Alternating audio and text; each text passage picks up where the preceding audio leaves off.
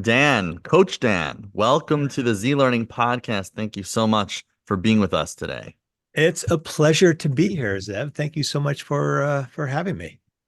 Awesome. So, for my listeners who don't know, and obviously we'll link up everything in the show notes, maybe just give us your brief elevator pitch about who is Coach Dan Gordon. Well, I love elevators, and oh wait, hold on. This isn't a pitch about elevators. Okay.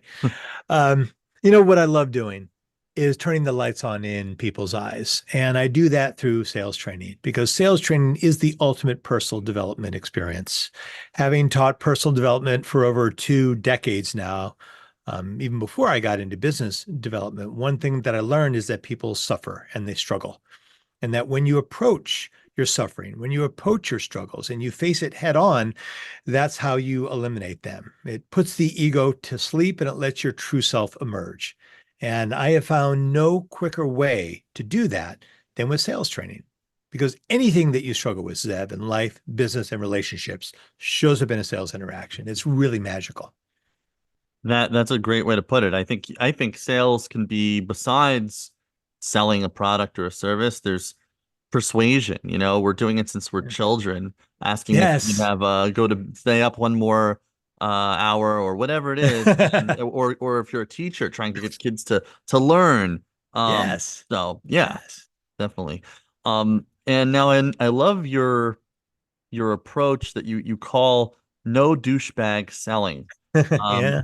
can you please enlighten? I mean, I think my listeners probably have an idea, but can you share with us what is, in your definition, douchebag selling, and how can we do less of that? Well, the idea came because I've had so many douchebags try to sell me something. And you who are listening right now has had the exact same experience. We've all had it. Unfortunately, the bar is very low to get into sales, right? If you want to wake up tomorrow and be a salesperson, go for it. If you want to wake up tomorrow and be a brain surgeon, there's a lot of barriers that you have to cross. And so that means, if the barrier was as low to be a brain surgeon as is to be a salesperson, we'd be terrified of brain surgeons, right? Because they would just end up killing people. And that's why we don't like salespeople. There is no barrier for entry, which means a large number of untrained people attempt to do it. And so they end up falling backwards into a space of fear, right? Uh-oh, this thing that I want, I'm not going to be able to achieve. Zev, I want you to be a client. So I'm going to think about how to close you as a client to get the money so I can be happy and fulfilled and the people in my life can have the things that they want. But all of this is riding on whether or not I close you, seemingly. And because of that, that would fill someone with a lot of fear. Like, oh, like, what do I do? How do I convince Zev to be a client? Which, by the way, I'm not doing right now. and and so those are the thoughts that churn around. It makes you completely self-involved. It detaches you from your true essence. And your true essence is being helpful and in service. And so in moving someone out of that fear from the douchebag space to a space of being helpful and selling authentically, it's really about connecting with those parts of you that are afraid and how to ease them back. And you ease them back by having open, authentic conversations with someone. I was just talking with a client recently, and she said, I was going into the sales meeting. I just felt my brain just churning and churning. I was really scared about not closing this deal. And she said, how could I have done that differently? And I said, well, what you want to do is walk in there, sit down with them and say, hey, I just want you to know on the way in, all I was thinking about was how to sell you. And she's like, I can't say that. And I'm like, that's the exact thing that you say. Because first, it's the last thing they're expecting to hear. And it's the first thing that's going to make them trust you.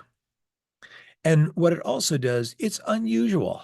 And people love unusual things. We like things that are new and different. And it makes us lean in and want to know more. Now, I'm not saying that you should just open with that and close with that.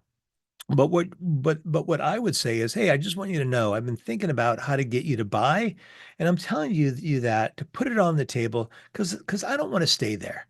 Right? I want you to know what I'm thinking so it's not locked in the back of my mind. Now I'm curious. What are the things that you're thinking about me? What are the internal fears that you have about having this conversation with me? because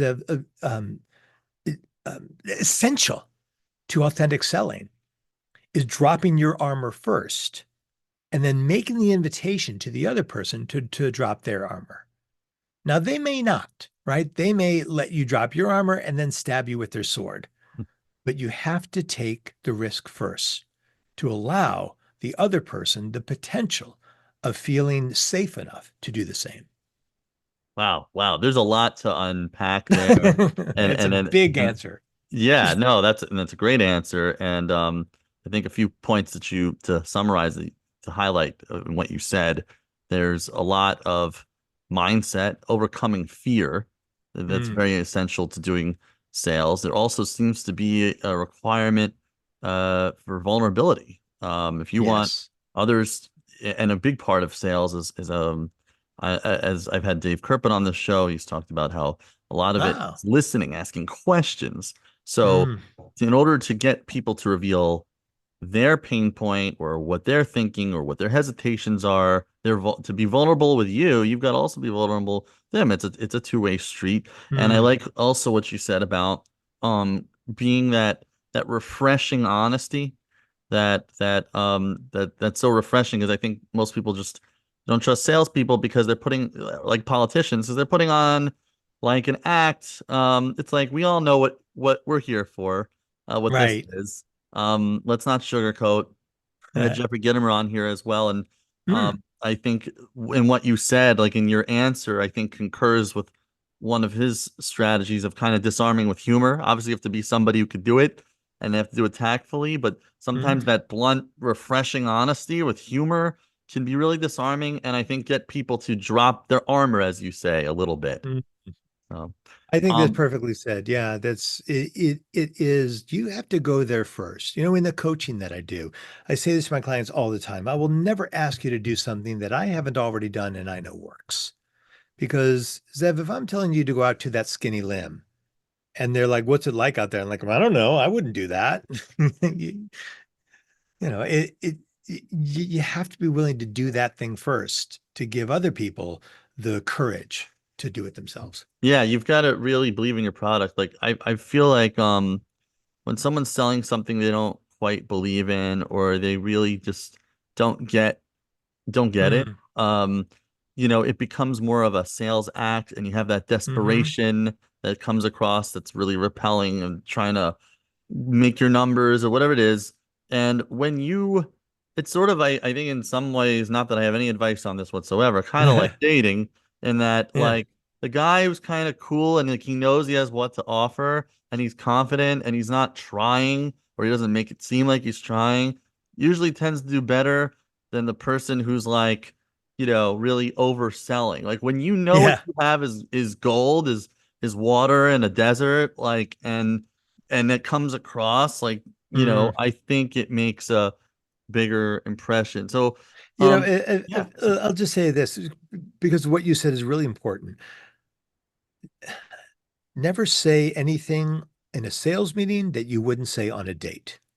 Never say anything in a sales meeting, right? So if I'm sitting down with you and I'm like, well, Zev, let's discuss your pain points in terms of looking for a coach, right? Can you imagine being on a date and saying to someone, let's talk about your pain points in the struggle that you faced in finding an adequate mate?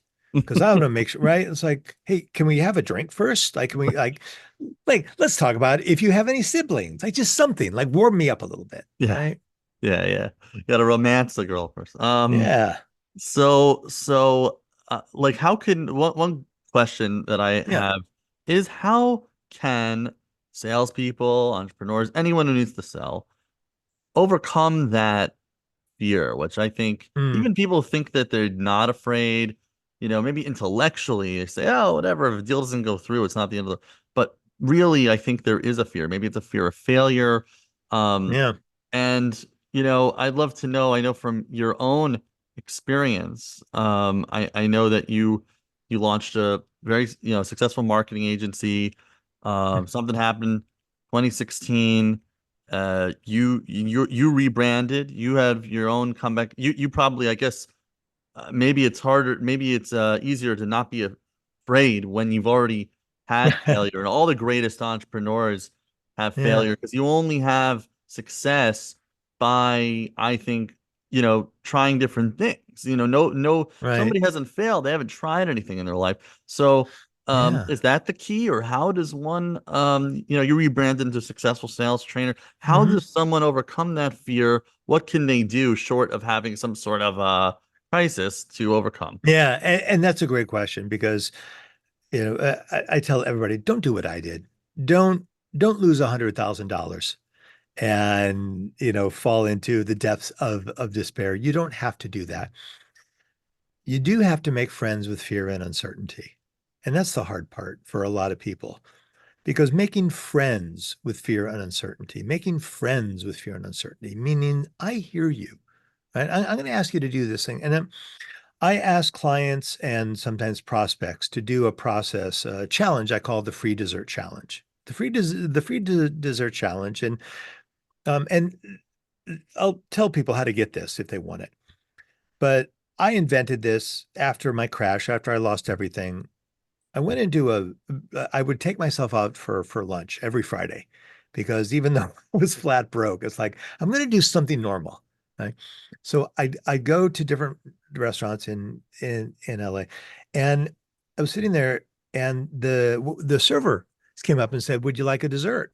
And I couldn't afford it, and so I turned to her and I said, "Yes, I would." I said, I have a very unusual ask, and it's fine if the answer is no. Like, I love yes, but it's fine if the answer is no. And she said, okay. And I'm almost positive she thought I was going to ask her out, right? Which I wasn't. I didn't have money for a date, much less dessert. So I said, I would like the apple pie, but I would like the restaurant to pay for it. Not you. I would like the Mm, restaurant to pay for it. And she said, well, why? And and I didn't want to say, well, because I'm challenging myself to make a big ask and all these things, because that would kind of ruin it. Because she might go, okay, yeah, I'll do it just to support you. So I just said, I understand this is an unusual ask, and it's fine if the answer is no. But I would like the apple pie, and I would like the restaurant to pay for it. I just sort of kept with that. And she asked questions, but I never answered her questions. I just kept going back to what my want was. And what I didn't realize is I was teaching myself to be influential, to ride through the challenges of breaking rapport, like somebody being upset with me or thinking I'm weird, mm, and just stay focused on the thing that I want. And eventually she went, yeah, okay. mm, And I got the free dessert. And so I turned this into a process. And if you want it, it's really simple. You can just text the word dessert, DESSERT, and remember that dessert has two S's because we always want a second helping. DESSERT to this number, 213-409-8366. 213-409-8366. Text the word dessert and you will get my free dessert challenge. It's a whole process. It's a lot of fun. Sounds like a pretty sweet deal. And everyone, Literally. yeah, everyone. I encourage all listeners and viewers to do that. And Yeah. I love that strategy of kind of like weight training, putting yourself in uncomfortable situations, forcing yourself to go out of your comfort zone. Yeah. Yeah. To I think it's a great challenge for sales. Great challenge for it's a great training for sales, for negotiation. It is. It And I is. think people are very timid, and sometimes it depends on our personality, how we were raised, being polite, Yes. Yes. and we don't want to, like, New York, it's different. People might say, I want this on the side, I want that, they'll tell Right, you right, right. very Yeah. clearly. But in a lot of places, they might be afraid to say, can I have this but not that? Or can I have, Right. And oh, and there you is got a my order wrong and fear. I'm allergic to it, but okay, thank you. Yeah. So, I was out with a client once and I got my order and the fries were like ice cold. Like, oh, I'm going to send these back. She goes, don't do that. That's rude. And we had a whole long discussion. And so let's talk about rude because a lot of people have a lot of fear about being rude. Oh, I can't be rude. Rude is not a force of nature like gravity. Like rude doesn't exist. Like gravity exists. No matter where you go, if you let go of a glass, it's going to fall to the ground if you're on Earth or a planet. Rude is a construct. It is a device it was a rule given to you that you never agreed to follow a certain set of operations, a certain set of ways of being that actually take away from you getting the things that you want. Now, I could make a pretty good argument that asking for a free dessert is rude. But also, if you're in a situation where a friend is suffering from the disease of like alcoholism or a an addiction, and you got to get that friend to rehab, you're going to have to say things that the friend doesn't like to hear. And what you're going to have to do is you're going to have to focus more on that better future that that friend could have after rehab than whether or not that friend is pissed off at you. Like you're going to have to get out of your own way. You have to get out of yourself and get out of worrying about what people think of you. And sales can be the same way. You know, if I'm working with a prospect and I know that they need sales training, they want sales training, they've said it, and they go, well, let me think about it. Like that's a lie. They're just afraid, and I get it. It's fearful. I'm expensive, and doing new things is scary. So there's a lot of fears there. And so if I go, yeah, sure, think about it. I don't want to be rude. I don't want to be pushy. And, you know, I'm kind of like that person who's not helping their friend get into rehab. But instead, Mm. if I go, look, I get it. It's hard to do something new. It's hard to invest in yourself to spend this kind of money. But let's talk about what's really going on because I'll think about it. It isn't true. We both know the second you get off this call, the last thing you're going to do is think about it.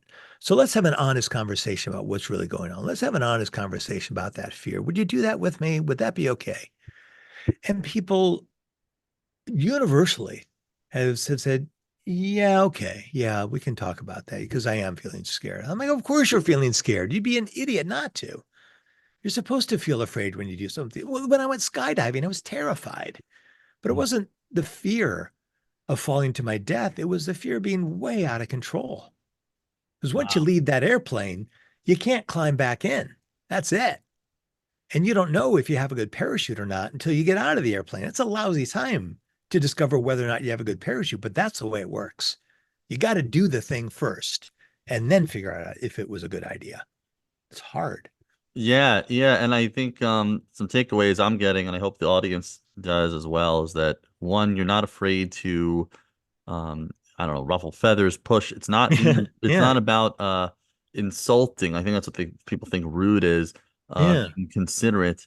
But you've got to go for what you want. I think two, you're talking about you know, approaching people in a way where you are empathizing. You're empathizing with the Yes. customer by trying to understand where they are, what their hangups are, and then you're delving more deeply and not just taking their answer or their a lot of people take it on faith. They just okay, he wants to talk about it with his wife first. Oh, okay, he wants to talk about it with his Yeah. partner, or okay, he's he's really thinking about it, right? And I think they're afraid to push because they don't want to be Yeah. considered rude. And I think that's maybe the difference between being a douchebag and as your little the thing under your cute logo says still like a badass, not like a douche. That's the difference between Yeah. being a douche and a badass. A badass, Yeah. I think that name kind of conveys someone who's not afraid to go after what they want, who's afraid to get who can get a little dirty. Um, Yeah. but ultimately, and the other point you mentioned is you really believe in what you're selling. Like it's just like for someone who is an addict, this will help them. Hmm. You're selling something you know will help, and you know Yeah. you're stopping the other person from getting in their own way. And Yes. when someone feels that what you're doing is helping them and saving them from getting in their own way or whatever, rather than just trying to sell them something for your product as you want a boat or whatever, your kid to go to college. That I think, shows empathy and makes them want to work with you. Before we wrap up, please tell my listeners how not only how they can get in touch with you, because I'll put, your LinkedIn and stuff in the show notes, Yeah. but what are some workshops or anything new that they should know about that you're offering? How can people get your sales knowledge and improve their business? Yeah. Well, here's what I want you to do.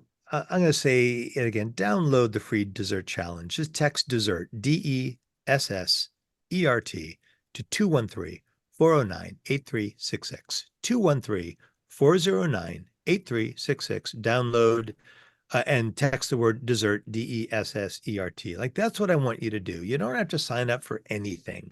Do one thing that's challenging. Seek me out on LinkedIn, Coach Dan Gordon. Just do a search for Coach Dan Gordon on LinkedIn. I'll show up. You can find all things me at Dan Gordon Enterprise, singular, dangordonenterprise.com. And it's all me. From there, you can find my videos. You can certainly do a search on YouTube for a lot of it. I put You have out a book tons of or content. something or a white I paper? do. Okay. Yeah. Oh, well, what's the But name of the let book? me, I have three books. I have a book that's called Increase Your Sales by 60% in 60 Days, which is on Amazon, and it does exactly that. And I named it that because I asked a client once, how did I help you? He said, you helped me increase my sales by 60% in 60 days. I'm like, wow, that sounds like a book title. It I'm like, I'm does. going to write that book. Yeah. And I was telling someone about that book, and he says, I don't believe that. Sales is bullshit. And I said, that sounds like a book title. So I wrote a book called Sales is Bullshit or Selling is Bullshit, also on Amazon. And so you can get those on Amazon, or if you get the free dessert challenge, I'll and text me. I'll tell you how to get those books for free. I'll give those books to you. Wow. That's incredible value. And I would just say, Sell Like a Badass, Not Like a Douche also sounds like a book title. It will be. It Awesome. will be. We will look Yeah. forward to it. Really, really a pleasure, Coach Dan. Thank you so much for being here, and love to have you back sometime soon. Thank you so much. Thanks, Be well.